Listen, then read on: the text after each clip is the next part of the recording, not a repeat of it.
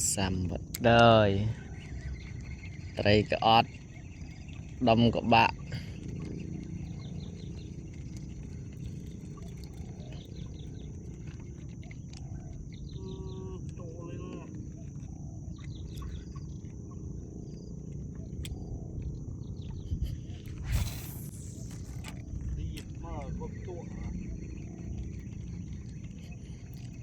cầm đến đâm mình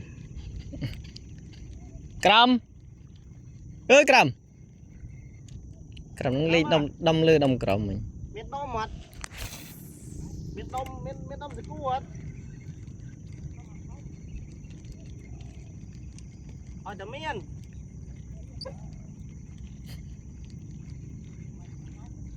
bạn đây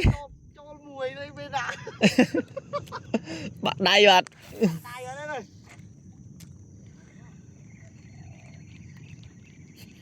cho bạn ơi nhầm bi là bột xào để mình công ty này mới bi là bột xào bi là bột xào để mình xào gì này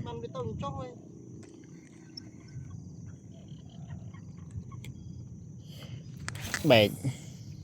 bẻ cái lên cái lẹ vậy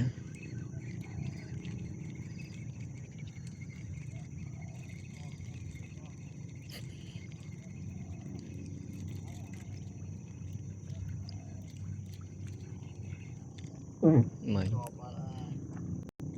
nhập tam vô một đòn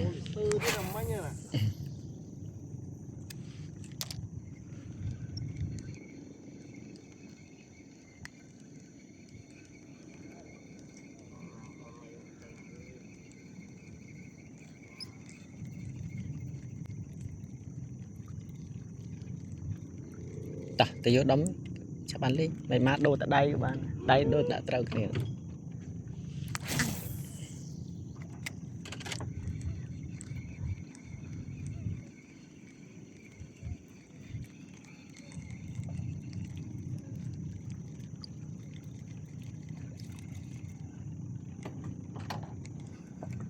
sampai